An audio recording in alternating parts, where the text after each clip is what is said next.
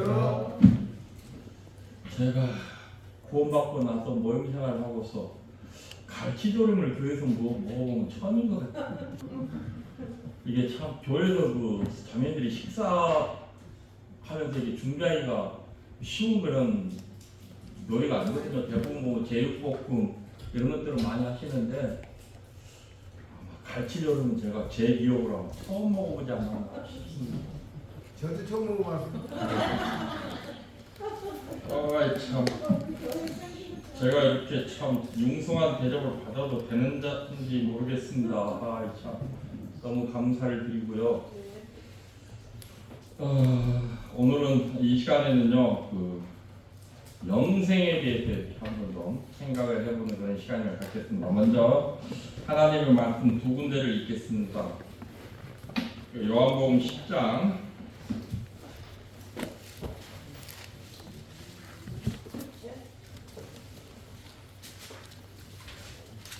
요한복음 10장 10절에 보면 성경이 이렇게 기록되어 있습니다. 도둑이 오는 것은 도둑질하고 죽이고 멸망시키려는 것뿐이요 내가 온 것은 양으로 생명을 얻게 하고 더 풍성히 얻게 하려는 것이라. 네, 요한복음 10장 10절입니다. 요한복음 10장 10절을 다시 한번 읽으면 도둑이 오는 것은 도둑질하고 죽이고 멸망시키려는 것뿐이요 내가 온 것은 양으로 생명을 얻게 하고 더 풍성히 얻게 하려는 것이라. 참 처음에는 저도 잘 이해가 안 됐습니다.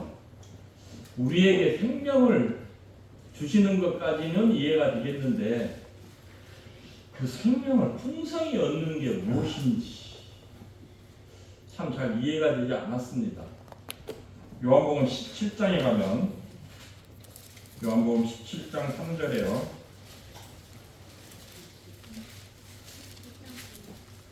요한복음 17장 3절에 요한복음 17장 3절에 이런 말씀이 있습니다. 영생은 곧 유일하신 참 하나님과 그가 보내신 자 예수 그리스도를 아는 것이니라. 제가 알고 있는 영생은 천국에서 하나님과 영원히 사는 정도의 것을 영생으로 알고 있었습니다. 근데 여기서 말하는 영생은 제가 알고 있는 영생과 다른 영생을 말하고 있습니다. 그 영생이 무엇이냐? 유일하신 하나님과 참 하나님과 그리스도를 예수 그리스도를 아는 것. 이제 물론 여기서 아는 것이라고 하는 것은 결국 무엇이냐면 우리가 지식적으로 아는 것을 말씀하는 것이 아니라 우리의 삶 속에서 경험을 통해서 아는 것을 의미합니다. 여러분들이 그냥 남아공 최문수 형제 할 때는 그냥 남아공에서 선교하는 최문수 형제 이 정도로만 알았을 것입니다. 그러니까 만나서 저를 보니까 갈치조림도 잘 먹고 생선을 좋아하고 점점 더 많이 알게 되잖아요. 이제 이런 아는 것을 말씀하는 거거든요.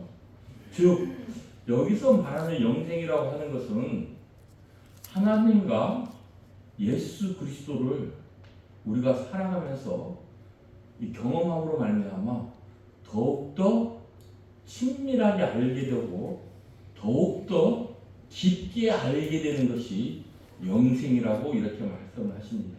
이것이 곧 그 요한복음 10장에서 생명을 얻게 하고 더 풍성히 얻게 하려는 것이라 라는 이제 것들을 제가 깨닫게 되었습니다.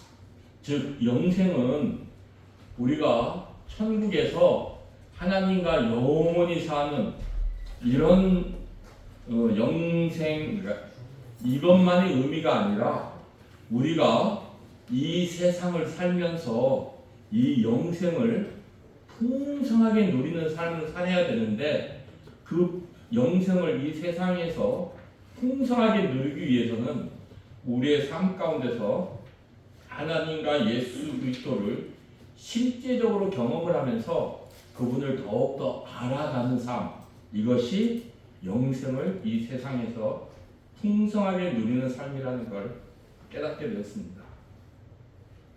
그러니까 영생은 천국에 가서 누리는 것이 아니고요. 우리가 구원받은 순간부터 누리는 것이 영생이었습니다. 제가 이 선교사 가고 나서 우리 자매하고 늘 하는 말이 있습니다. 선교사로 가기를 참 잘했다. 왜냐하면 선교사이기 때문에 경험하는 하나님이 있습니다. 선교사가 아니면 이런 하나님은 도저히 경험할 수 없어요. 그래서 우리 자매하고 그런 얘기를 합니다. 야, 우리가 선교사로 오지 않았다면 어떻게 이런 하나님을 경험할 수 있었겠느냐. 그러니까 이 선교사의 삶은 무엇이냐? 이 영생을 누리는 삶입니다. 많은 분들이 생각하기를 이 선교사의 삶은 외국에 나가서 고생하고 막 힘들고 이런 것들을 생각하시는데요. 우리 솔직히 한국에서 산다고 고생 안 합니까? 고생하시잖아요. 힘드시잖아요. 선교사만 고생하고 힘든 게 아니라 이 그리스도인들이 이 세상 살아가면 어디에 있든지 고생하며 힘들게 살아갑니다. 근데 여러분 저기 한번 보십시오. 향유를 주께 드린 여인, 그죠? 주님이 제자들과 다 불러놓고 이제 주님이 죽으실 때가 가까우므로 이 십자가에서 죽으실 것을 제자들과 함께 그것을 가르쳤습니다. 그 얘기를 제자들과 함께 들은 그 여인은 주님의 장사를 예비하기 위해서 향유를 쏟아 부었습니다. 그런데 그것을 본 제자들은요, 몹시 화를 내었습니다. 그냥 화를 낸 것이 아니고요, 우리말로 하면 노발대발했습니다. 그 원어가 그렇습니다. 아주 극도로 화를 내었습니다. 그리고서 이것을 왜 허비하느냐. 이 허비라고 하는 단어는 뭐냐면 사람들이 죽어서 지옥에 가는 것을 의미합니다. 즉 사람들이 죽어서 지옥에 가는 것처럼 아무 의미 없이 그 향유를 사용했다라고 하는 것입니다. 제자들이 볼 때는 그러했습니다. 근데 이 여인에게는 여러분 그 영어 성경에 보면 마가복음 보면요, 제가 잠깐 영어 좀 쓰겠습니다. 우리 형제님이 이제 잘 아시니까 어떻게 표현이 되어 있냐면 more than 300 데나리 되어 있습니다. 이게 무엇이냐? 300 데나리온보다 더 비싼 이런 의미입니다. 그러니까 300 데나리온이 아니고 그것보다 더 300 데나리온보다 더 값이 나가는 그런 향유였습니다. 그런데요, 이 여인이 그것을 깨뜨릴 수 있었던 것은요, 300 데나리온의 가치보다 예수님의 가치가 자신에게 더 귀했기 때문입니다. 가치를 아는 자만이요, 그 가치를 인정하고 그 가치를 소중히 여길 수 있는 것입니다. 자, 여기 두 가지가 있습니다. 내가 한 가지를 선택을 해야 됩니다. 우리는 어느 걸 더 선택합니까? 더 가치 있는 거 선택하잖아요. 그렇지 않습니까? 마찬가지 이 여인도 300데나리온과 예수님 둘 중에 하나를 선택을 해야 되는데요. 이 여인에게는 예수님이요 300데나리온보다 더 가치 있는 분이었습니다. 그러니까 쉽게 얘기하면 가치라는 게 가격이 더 많이 나간다는 뜻 아닙니까? 우리가 이 물건들을 값을 매기잖아. 이게 그 물건의 가치거든요. 그러니까 이 여인에게는요, 예수님이 300데나리온보다 더 가치가 있었습니다. 하지만 예수님의 제자들에게는요, 예수님보다 300데나리온이 더 가치 있었습니다. 그래서 화를 내고요, 허비한다라고 얘기를 했습니다. 이 제자들은요, 예수님들과 함께 3년 동안을 동행을 하면서요, 예수님이 하시는 수많은 말씀들을 들었고요, 예수님이 행하시는 많은 기적들을 직접 보았습니다. 그럼에도 불구하고 예수님이 누군지를 제대로 알고 있지 못했다라고 하는 것입니다. 이것이 그들의 큰 문제였습니다. 그러니까 그리스도인들이 흔히 겪는 실수가 무엇이냐? 우리가 믿고 있는 주님, 내가 아버지라고 부르는 그 하나님이 얼마나 위대하신 분인지를 잘 모르고 살아간다고 하는 것입니다. 이게 참 안타까운 현실이죠.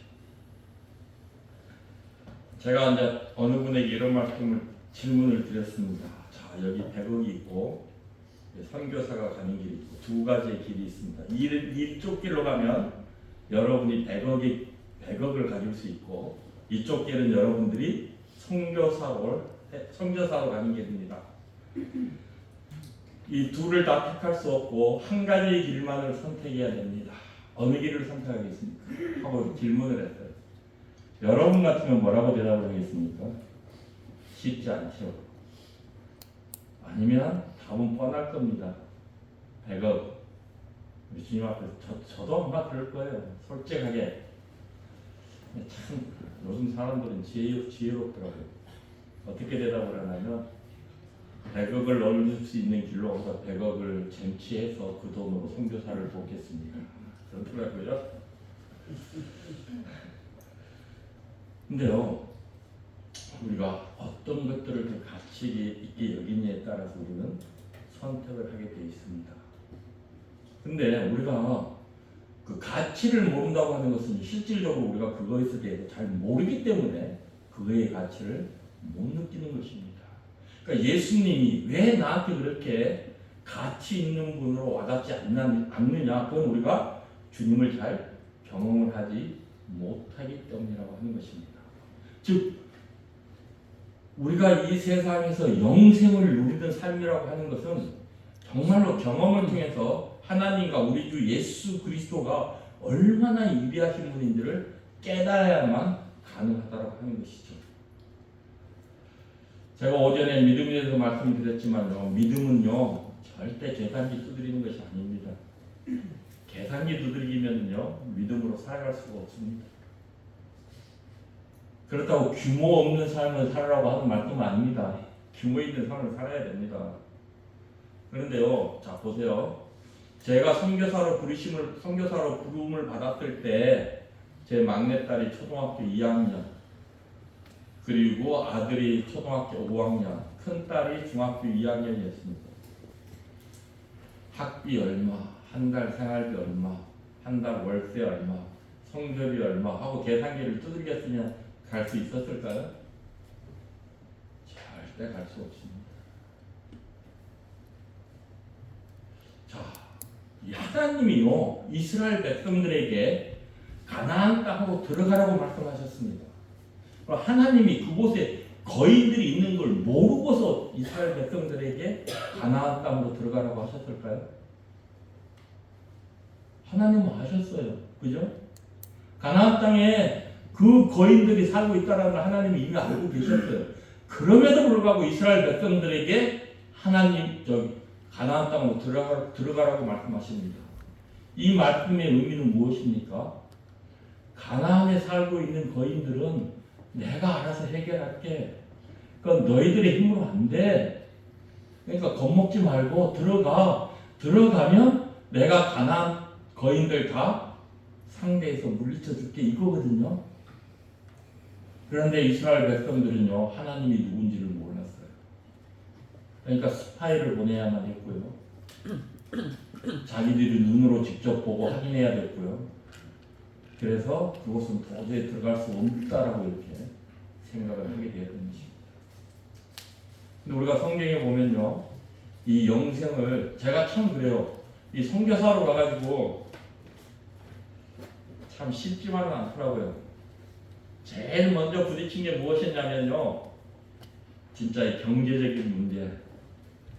야, 이거 참 쉽지 않더라고요.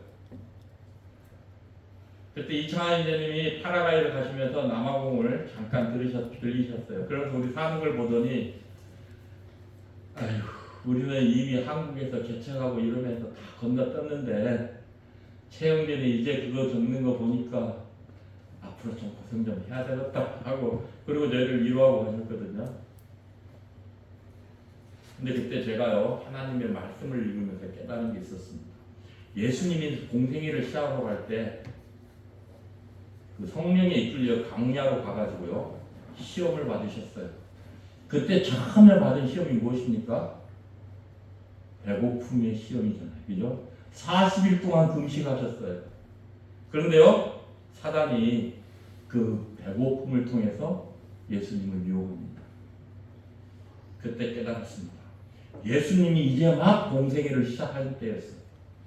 아, 예수님이 이러한 시험을 괜히 당하시는 것이 아니다.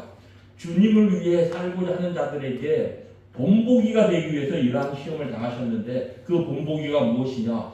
주님을 위해 살고자 하는 자들 제일 첫 번째 겪어야 될 관문이 무엇이냐? 경제적인 시험이다.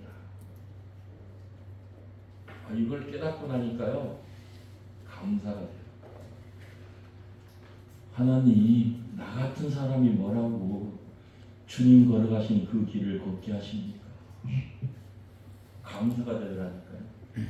그리고 나서요 물론 경제적인 어려움이 있었습니다. 내일이면요 쌀이 떨어져요. 근데 집에 밀가루가 있었어요. 그래가지고 딱 한 번 우리 자매가 밀가루로 수제비 끓인 쌀이 없어가지고요 밀가루로 수제비를 써서 먹은 적이 있어요. 뒷날 아침에 일어났는데요 딱 마지막 한 끼를 했는데 마지막 한 끼를 밥을 해서 먹었습니다. 애들 도시락 싸서 보내고 학교 보내고 이제 쌀이 떨어졌어요. 굶었을까요? 미국에서 달러가 들어왔어요. 전 지금까지 그분이 누군지 모릅니다. 야, 참 놀랍더라고요. 아주 딱 때에 맞춰서, 그러니까 하나님은요 때를 따라 돕는 은혜를 베푸시는 분이에요. 우리가 욕심이 너무 많아. 욕심 부리니까 하나님이 안 주시는 거였어요. 그런데요 때에 맞춰서 하나님은 정말로 돕는 은혜를 베푸시는 분이셨어요. 15년 선교했는데요 단 한 끼도 안 굶었습니다. 애들 학비가 3개월 동안 밀렸어요. 3개월 동안. 근데 이제 그 학교에서 저희가 선교사인 걸 알아요. 그래서 3개월을 기다려줬습니다. 다른 학생들은 한 달만 되면 그거 막 학교로 옮겨야 됐거든요. 저희들은 선교사인 줄 알고 학교에서 3개월을 기다려줬어요. 3개월을 기다려도 학비를 못 내니까 학교에서 선생님이 우리 큰딸에게 참 그 학교도 옛날 우리 학교에서는 막 육성회비 이런 거 안 내면 선생님도 불러내갖고 공개적으로 망신 줬잖아요. 그죠? 우리 그렇게 컸습니다. 근데 참 이 학교는 정말 신사적인 학교예요. 편지를 해가지고요 봉투에다 넣어가지고 딱 그 풀로 양면 테이프로 딱 붙여요. 그리고 우리 딸한테 뭐라고 얘기를 하냐면 이거는 학교에서 부모님에게 드리는 편지니까 너희들이 절대 뜯어보면 안 돼. 그리고 전해주니까 큰딸이 그걸 가지고 와서 그대로 우리들한테 얘기를 해줬습니다. 근데 딱 뜯어보니까 아니나 다를까 3개월 동안 학비를 못 내서 더 이상은 이제 우리도 기다릴 수 없다. 언제까지 학비를 내주었으면 좋겠다. 라는 그런 편지였어요.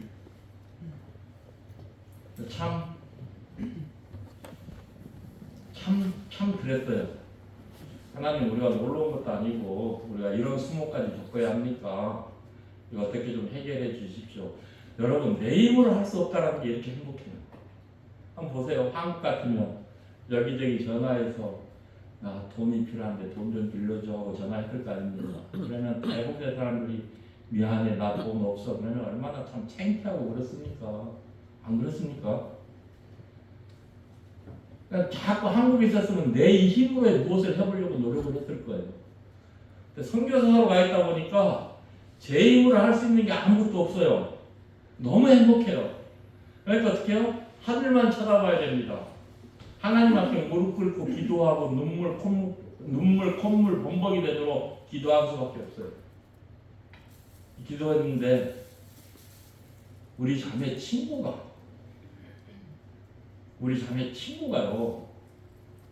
믿지 않는 사람이에요. 믿지 않는 친구가 자기 친손주도 아니고 자기 오빠 손주가 좀 그때 당시 좀 학교에 잘 적응을 못하고 고등학생이었는데 이런 손주가 있었어요. 그 손주를 좀 남아공에서 맡아달라고 하는 거예요. 우린 도저히 못한다. 그리고서 다른 그 홈스테이 하는 집을 소개시켜주겠다고 이렇게 얘기를 했어요. 그랬더니 우리 자매 친구가 그러려면 나는 안 보낸다. 나는 너를 믿고 보내는 것이지 뭐 다른 데 보낼 것 같으면 다른 데 보내지 내가 왜 거기를 보내겠냐고. 내 손자는 그냥 너를 믿고 너 집에 있으면 우리 손자가 좀 사람이 될 것 같아가지고 보내려고 하는 것이다. 근데 그 친구가 또 우리 자매하고 고향 친구예요. 중학교도 같이 나오고 이런. 참 딱하더라고요.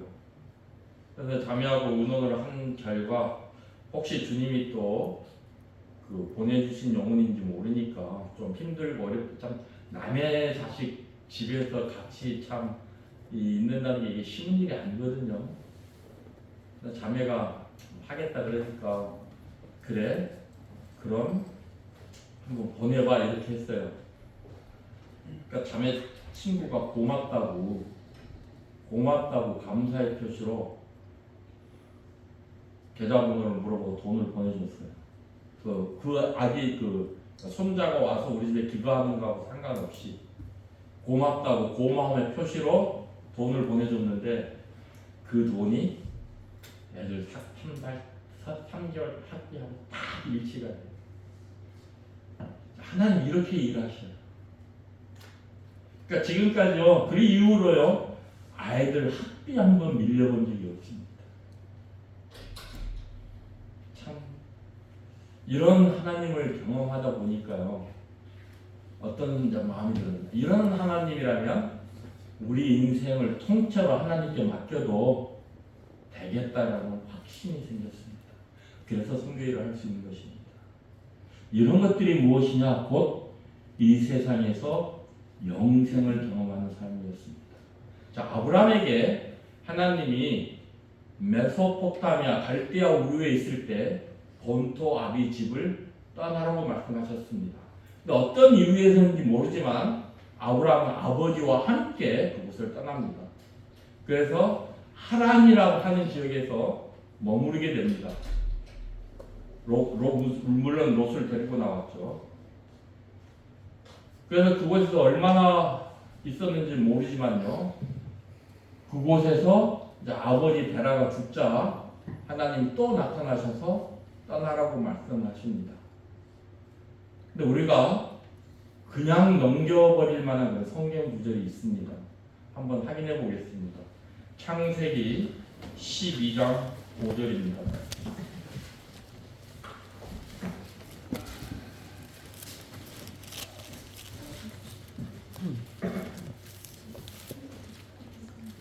창세기 12장 5절에 보면 이렇게 기록되어 4절 되어 있습니다. 이에 아브라함이 여호와의 말씀을 따라갔고 롯도 그와 함께 갔으며 아브라함이 하란을 떠날 때 75세였더라. 아브라함이 그의 아내 사레와 조카 롯과 하란에서 모든 소유와 얻은 사람들을 이끌고 가나안 땅으로 가려고 떠나서 마침내 가나안 땅에 들어갔더라. 여기 보면 이 아브라함이 하란에 살면서요 부자가 되었습니다. 그죠? 성경은 분명히 하란에서 모은 모든 소유와 얻은 사람들이라고 이렇게 기록하고 있습니다. 아브라함이요 자기 고향에서 떠날 때 가지고 나온 재산들이 아니었습니다. 그가 하란에 머물렀을 때요 그는 많은 재산을 소유하게 됐습니다. 이때 당시 구약 성경 시대의 축복은요 물질의 축복입니다. 이때 아브라함이 무엇을 깨달았을까요? 분명히 성경은요, 아브라함이 갈 바를 알지 못하고 떠났다고 말씀하십니다. 하나님의 말씀에 순종하고 떠났을 때 하나님께서 자신에게 놀라운 은혜를 베풀어주는 그런 하나님임을 경험하게 되었습니다. 자기가 한 것은요, 하나님 말씀에 순종한 게 밖에 없었습니다. 그리고 가나안 땅에 가지도 않았어요. 이제 막 순종해서 떠나가지고 하란에 머물러 있었습니다. 그럼에도 불구하고요, 하나님은 그 믿음을 어여쁘게 보시고요, 하란에서 아브라함에게 물질의 축복을 허락하십니다. 이렇게 되니까 어떻게 됩니까? 이제 아브라함이 영생을 누리는 삶이 여기서부터 시작이 되는 겁니다. 하나님의 말씀에 순종하니까 하나님의 은혜가 내게 임하게 되네. 그래서 하나님을 경험하는 삶을 살게 됩니다. 그리고 저 밑에 가면 우리가 다 알다시피요, 이제 바로가 겁이 나서 사라를 자신의 누이라고 속입니다. 분명히 거짓말은 아브라함이 했습니다. 그런데요, 17절에 보면 여호와께서 아브라함의 아내 사레의 일로 바로와 그 집에 큰 재앙을 내리신지라. 여러분 오해하지 마세요. 그리스도인들이 죄를 지어도 된다라고 드리는 말씀이 아닙니다. 분명히 죄는 아브라함이 지었습니다. 근데 재앙은 바로에게 내려졌습니다. 이상하지 않습니까? 무엇을 잊겠을까요? 내가 죄를 지어도 한 번 아버지는 영원하신 아버지, 나를 떠나지 아니하시고 나를 버리지 아니하시고 늘 나와 나의 상황에 관계없이 늘 나와 함께 하셔서 나를 지키시고 보호하시는 하나님을 아브라함은 깨닫게 됩니다. 경험하게 됩니다. 내가 죄를 지었지만 바로가 재앙을 받습니다. 내 아내를 데리고 간 바로에게 하나님이 재앙을 내리십니다. 다시 한번 말씀드립니다. 그리스도인들이 아무렇게나 살아도 된다라고 좀 그런 의미로 드리는 말씀이 아닙니다. 우리가 죄를 짓는 죄다 할자다 하나님은 우리의 아버지십니다. 우리를 떠나지 아니하시고요, 우리를 여전히 사랑하시고 우리를 버리지 아니하십니다. 항상 내 편에서 나를 위해서 일하시는 분이 누구시냐? 나의 아버지입니다. 우리 어르신들, 아버님들, 부모님, 어머님들 다 그렇잖아요. 내 자식이 좀 미워도 미운 짓을 해도 항상 우리는 우리 자식 편이잖아요. 그렇지 않습니까? 하나님이 그러십니다. 이런 것들을 통해서 아브라함은요, 하나님의 위대하신가, 하나님이 자기를 얼마나 사랑하시는지를 깨닫게 됩니다. 그래서 이제 마지막에 하나님이 이삭을 드리라고 합니다. 그 전에요, 자, 로마서 4장으로 가고 있습니다. 그 전에요,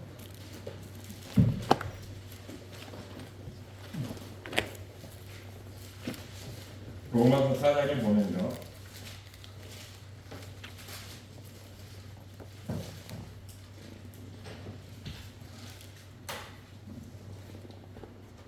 (10)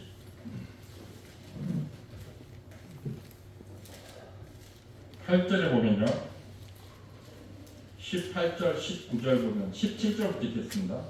기록된 바 내가 너를 많은 민족의 조상으로 세웠다 하신 것 같으니 그가 믿은 바 하나님은 죽은 자를 살리시며 없는 것을 있는 것으로 부리시는 이시니라. 아브라함이 바랄 수 없는 중에 바라고 믿었으니 이는 내 후손이 이같으리라 하신 말씀대로 많은 민족의 조상이 되게 하려 하심이니라. 그가 백세나 되어 자기 몸이 죽은 것 같고 사라의 태가 죽은 것 같음을 알고도 믿음이 약하여지지 아니하고. 여기 보면요, 아브라함과 사라의 몸이 죽었다라고 표현을 하고 있습니다. 이 표현은요, 아브라함의 몸이나 사라의 몸이 아이를 낳는 일에는 죽어 있습니다. 그렇죠? 나이가 많이 들었어요. 그럼에도 불구하고 그 몸에서 아들이 태어나게 하시는 하나님을 경험하게 됩니다. 이분에게는 불가능이 없으시구나. 우리같이 아이를 낳는 일에 죽은 몸에서도 생명이 태어나게 하시는 분, 그분이 내가 믿는 하나님이라는 걸 깨닫게 됩니다. 참, 이 뜻함치 한번 생각을 해보시오. 얼마나 참 놀랍겠습니까? 제 아들 이름이 이삭입니다. 왜 이삭인지 제가 설명드렸었나요? 아니에요. 저희 자매가 38에 결혼을 해서 39에 큰 딸을 낳았습니다. 어제 말씀드렸듯이 자연분만으로 낳았어요. 그 은혜입니다. 은혜하고 이삭이가 3년 터울이에요. 그 사이에 주님이요, 우리 자매에게 아이를 2명 주셨습니다. 근데 우리 자매 뱃속에서 주님이 줬다가 다시 데려가셨어요. 저는 몰랐습니다. 저희 나이 때만 해도 이제 제가 장남이거든요. 저희 자매가 큰 며느리입니다. 그러니까 이제 최씨 집안에 씨를 이어줘야 된다. 아들을 낳아줘야 된다. 근데 나이는 이제 40이 넘어버렸습니다. 중간에 주님이 2명이나 아이를 줬다가 뱃속에서 유산이 되었습니다. 아, 이제 내가 아이를 못 낳을 수 있다라는 두려움이 생겼습니다. 저는 그걸 몰랐어요. 혼자서 그러고서 꽁꽁 앓고 있었습니다. 어느 날 아침에 저한테 그래요. 사라가 몇 살에 아기를 낳았지 하고 물어봐요. 90세에 낳았지? 그랬더니 그래요. 그지? 그럼 나는 아직 젊은 거지? 이렇게 말을 하더라고요. 그래서 그게 무슨 뜻이냐고 물어봤더니 사실 그때 얘기를 하는 거예요. 이리해서 아들을 낳아야 되는데 굉장히 마음이 불안했다. 그런데 오늘 아침에 창세기 말씀을 큐티를 하는데 이 사라가 아이를 낳는 건 나이와 지금 나의 나이를 이렇게 이제 비교해서 계산을 해보니까 사라에 비하면 나는 아직도 아이를 낳을 수 있는 나이라는 그런 위로를 하나님께로 받았다라는 거예요. 그 얘기를 듣는 순간 복진자가 아들을 낳으리니 이름을 이삭이라 하라 했습니다. 왜냐면요, 하나님이 괜히 말씀하시는 분이 아니시잖아요. 하나님이 그 말씀으로 우리 자매를 위로하였다라고 하는 것은 그 일이 곧 우리 가정에서 이루어질 것이라는 하나의 예언이었습니다. 주님이 그러한 믿음을 주셔가지고요, 우리 자매에게 그랬습니다. 우리에게 곧 아이가 생길 것인데 그 아이는 아들이요, 그의 이름은 이삭이다. 아니나 다를까 몇 개월 후에요, 정말 우리 자매가 임신을 하였습니다. 그래서 아이가 태어나기 전부터 이름을 이삭이라고 지었습니다. 그때는요, 병원에 가서 그 아이의 성대를 검사하는 것은요, 불법이었어요. 그래서 그게 되어지가 않았습니다. 그러니까 교회에서 내가 자신 있게 아들 이름은 이삭 이러니까요, 병원에 가서 그 검사를 하신 줄 아시더라고요. 아니었어요. 근데 정말 자매가 아이를 낳았어요. 저도 사람이니까 조금 불안하죠. 아들이라고 그렇게 큰 소리 쳐놨는데. 그래서 제일 먼저 아이가 나왔을 때 아들인지 딸인지부터 확인했습니다. 진짜 아들이었어요. 하나님 만세서 이가 저주를 나오죠. 그래서 이삭이 되었습니다. 그때 저의 기쁨은 정말 이루 말할 수 없었습니다. 우리는 우리의 몸이 죽지 않았었습니다. 아이를 낳는 일에. 그런데 아브라함과 사라는 아이를 낳는 일에 죽었었습니다. 그러면 그들의 기쁨은 얼마나 더 컸을까요? 이러한 하나님을 아브라함과 사라가 경험을 했습니다.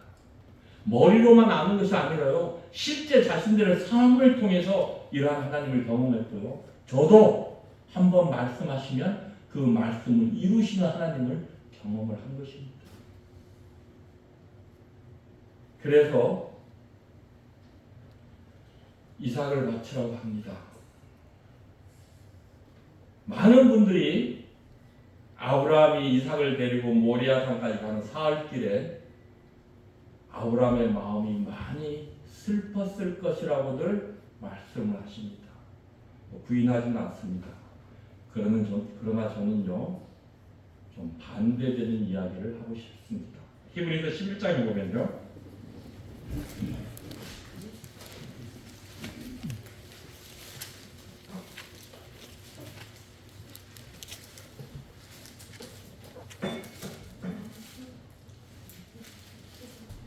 (19절에) 보면요.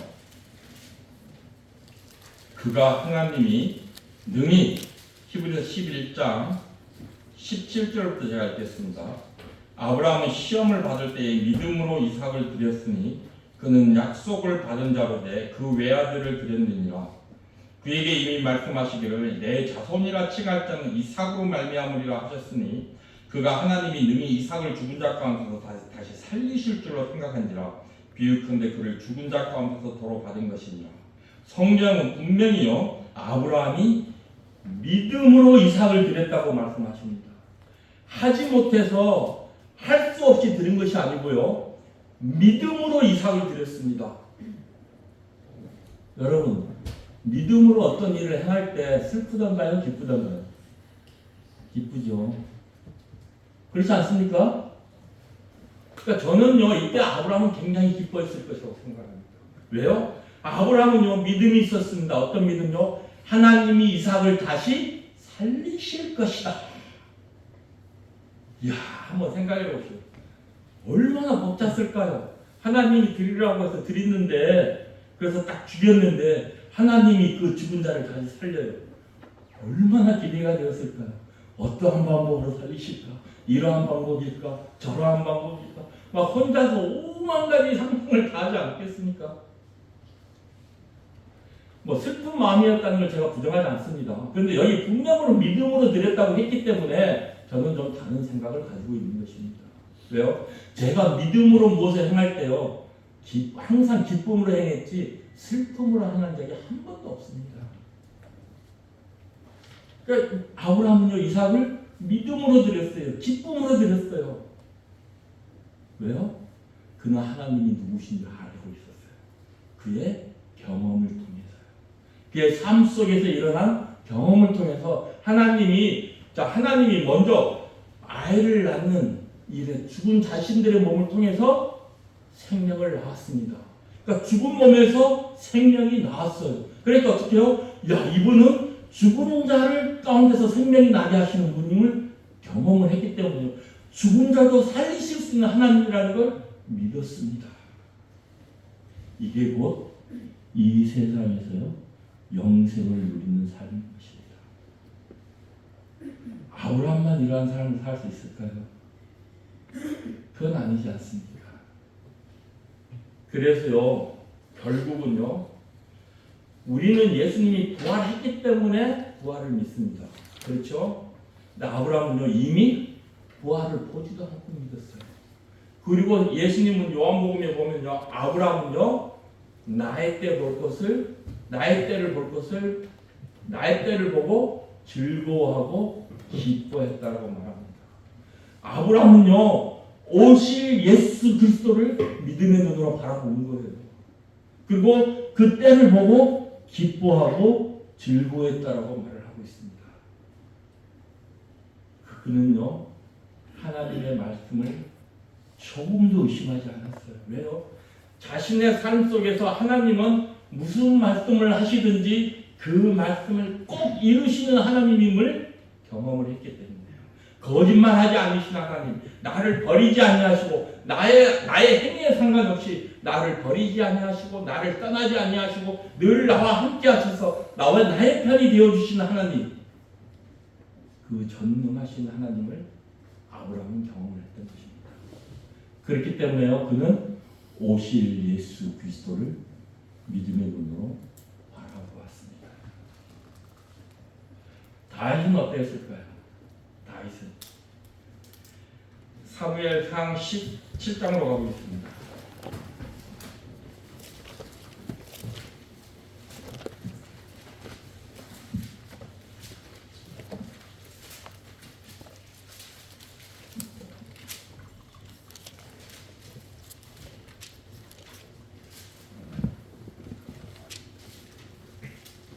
(37절에) 보면요 34절부터 읽겠습니다.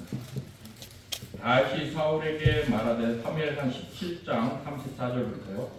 다시 사울에게 말하되 주의 종이 아버지의 양을 지킬 때 사자나 곰이 와서 양떼에서 새끼를 물어가면 내가 따라가서 그것을 치고 그 입에서 새끼를 건져내었고 그것이 일어나 나를 해하고자 하면 내가 그 수염을 잡고 그것을 쳐 죽였나이다. 주의 종이 사자와 곰도 쳤은즉 살아계신 하나님의 군대를 모욕하니 할례받지 않은 블레셋 사람이리이까 그가 그 짐승의 하나와 같이 되리이다. 또 다시 이르되 여호와께서 나를 사자의 발톱과 곰의 발톱에서 건져내셨은즉 나를 이 블레셋 사람의 손에서도 건져내시리이다. 사울이 다윗에게 이르되 가라 여호와께서 너와 함께 계시기를 원한다.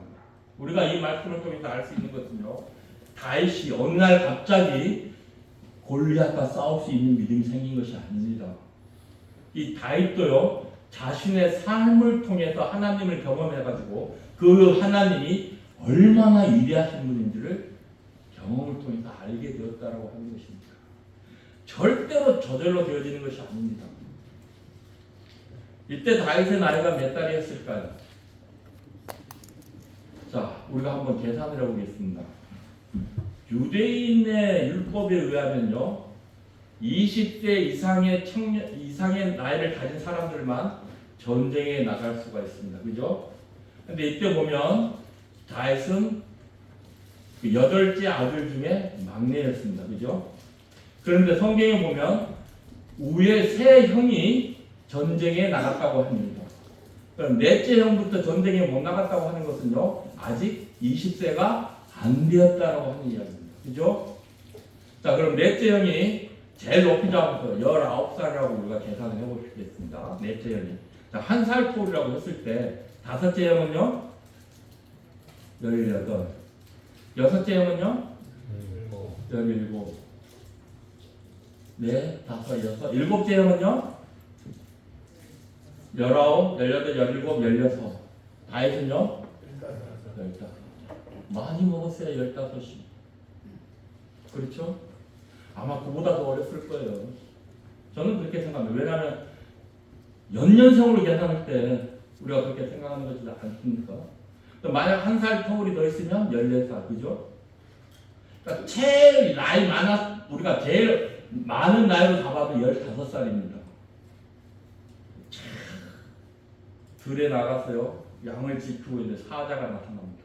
우리나라 이 성경에는 사자와 곰으로 되어 있지만 영어 성경에 보면 사자들과 곰들이라고 되어 있습니다.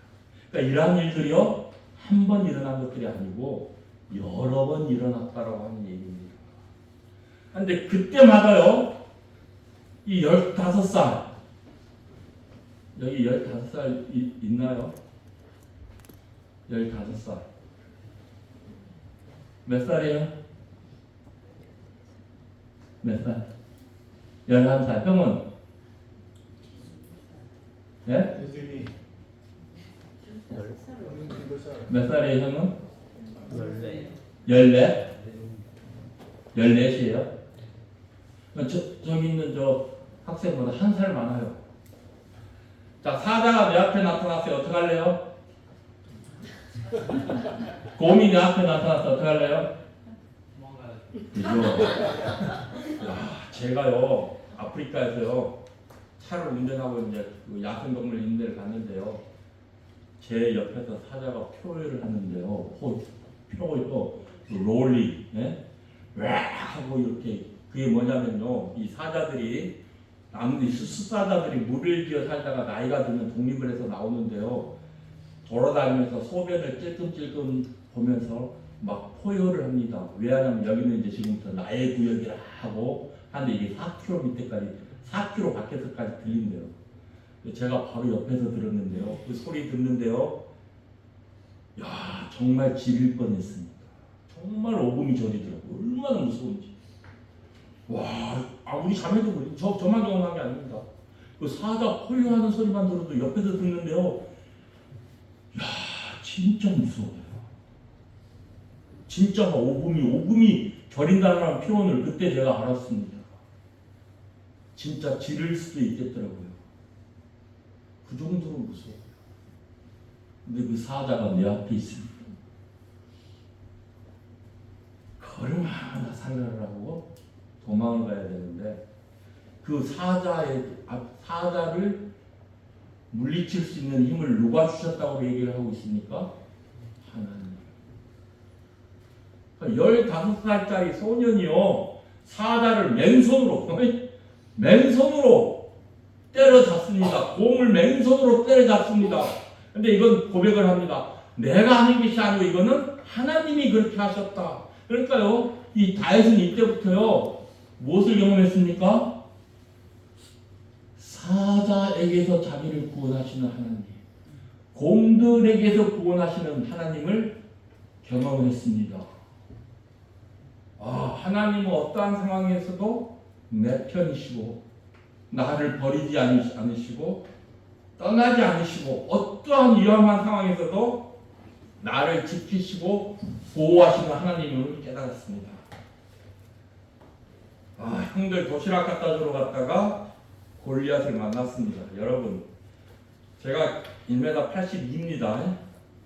1m 82인데 남아공 가서 2m 되는 사람들이, 남아공에 2m가 되는 사람들이 많아요. 딱 보는데 체구도 이렇고요. 진짜 무섭더라고요. 2m, 저 2m 81입니다. 이제 15살짜리 소년이요. 한 3m 가까운 사람을 딱 봅니다. 무섭지 않았을까요? 그러니까요, 그 군인들도, 훈련받은 군인들도 보고 다 도망갔잖아요. 그렇지 않습니까? 싸울 엄두도 못 냈잖아요. 그 이스라엘 군인들이 그 블레셋 사람 보고 그 골리앗 보고 다 도망갔어요. 그런데 다윗은요, 15살짜리 소년이 와가지고 어디 할례 받지 못한 사람이 사실은 하나님의 군대를 모욕하느냐 하고 오히려 큰 소리를 칩니다. 다윗이요 자기의 삶 속에서 이러한 하나님을 경험하지 못했다면 이건 도저히 있을 수 없는 거예요. 다른 이스라엘 백성들은 하나님을 알고 있었지만요 그들 삶 가운데서 하나님이 어떠한 하나님이신지를 경험하지 못했다라고 하는 것입니다. 그러니까 이들은 하나님을 바라보지 않고요 주어진 환경만을 바라보고 환경에서 도망가기 바빴다라고 하는 것입니다. 그런데요 다윗은 아브라함과 마찬가지로 영생을 누리는 삶을 살고 있었습니다. 그래서 그는요 하나님의 위대하심을 깨달았습니다.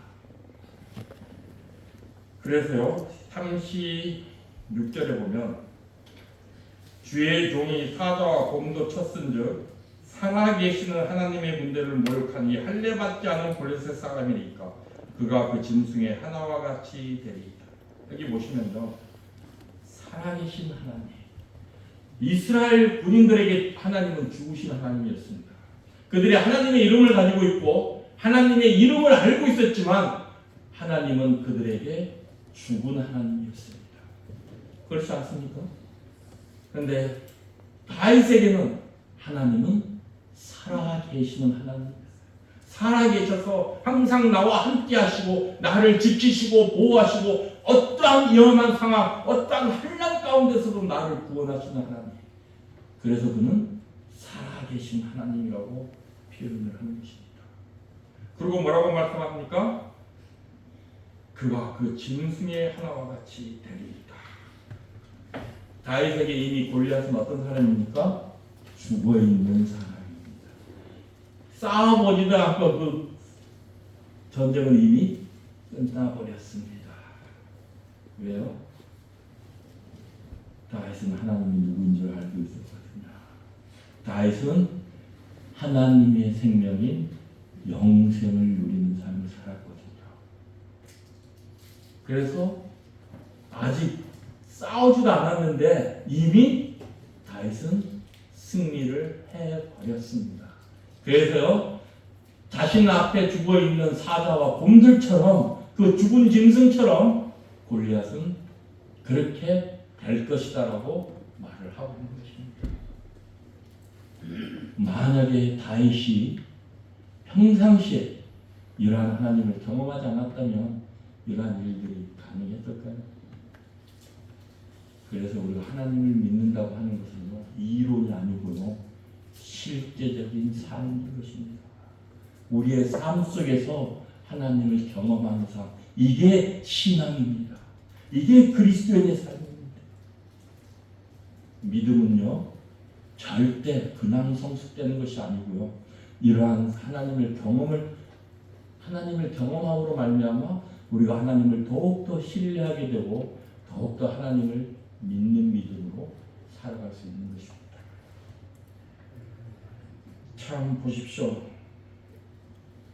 43절에 보면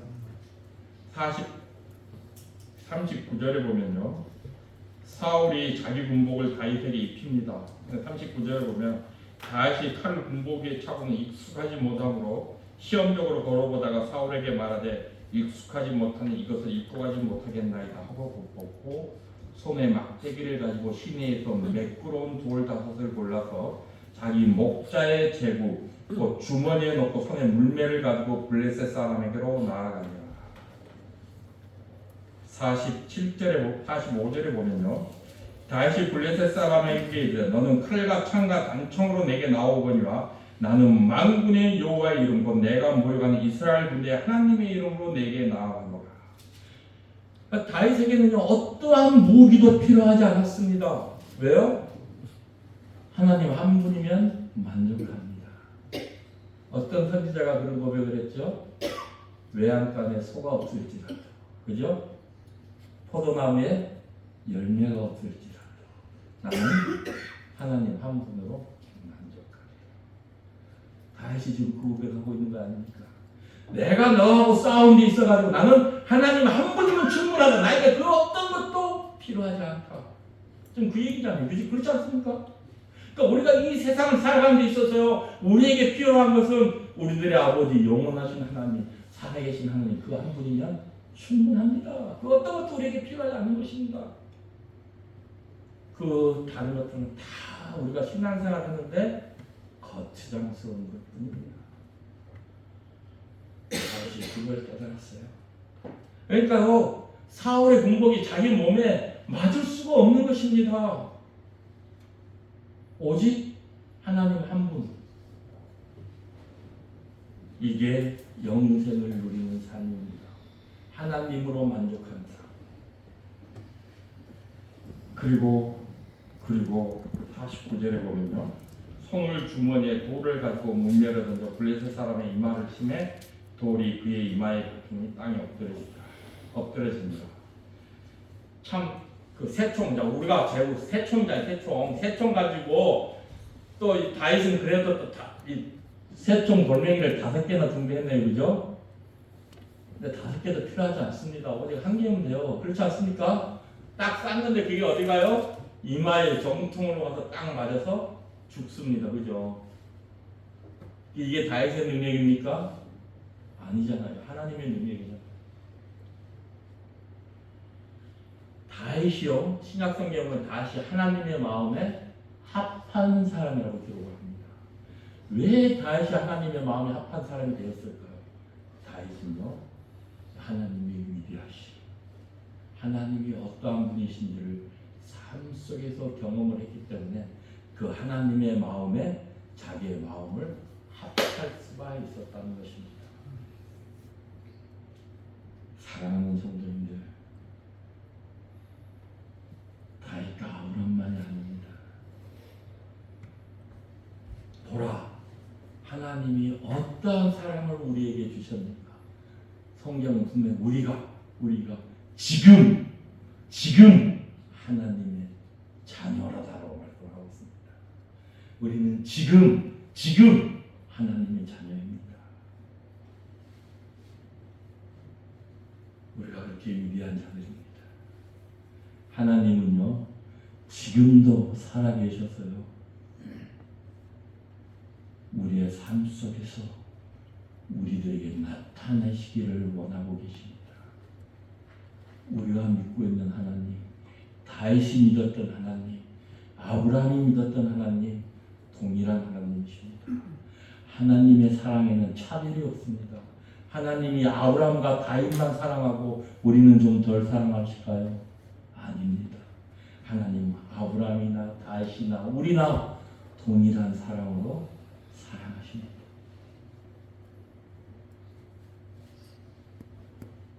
하나님을 경험하는 삶을 사시기 바랍니다.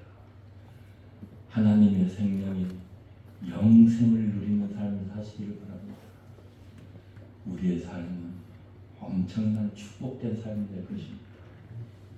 세상이 좀 힘들어져 우리들을 낭망시키고 주위에 있는 사람들이 우리를 슬프게 할지라도 낭망하지 마십시오. 하나님이 우리와 함께 하십니다. 그분이 우리를 지키시고 보호하십니다. 그분이 우리와 늘 함께 하십니다. 그분이 우리의 아버지십니다. 믿음으로 살아갑시다. 우리는 항상 승리하는 삶을 살아갈 수 있습니다. 우리의 삶이 이렇게 복된 삶입니다. 우리에게 이러한 소망을 주시고 이러한 영생을 주신 하나님을 찬양하며 그분의 은혜에 감사하는 삶을 살아갑시다. 우리의 삶이 참으로 복된 삶이 될 것입니다.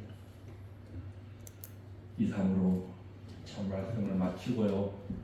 혹시 제가 드린 말씀들 중에 성도님들에게 부담이 되는 그런 말씀들이 있었다면 주님의 사랑으로 멀리 용납해 주시고 용서해 주시기 바라고요. 또 이 말씀이 성도님들에게 참 힘이 되고 위로가 되었다면 참 하나님께 감사하고 그러한 믿음을 가지고 살아가셔야 되시기 바랍니다. 다시 한번 남아공을 위해서 또 기도해 주시고 여러 가지 방법으로 동역해 주셔서 감사를 드리고요. 또 부족한 저를 격려하시기 위해서 이렇게 또 불러주시고 또 따뜻한 사람으로 아주 뜨겁게 섬겨주셔서 이 자리에 들어서 또 저희 자매를 대신해서 제가 함께 감사의 말씀을 드리겠습니다. 고맙습니다.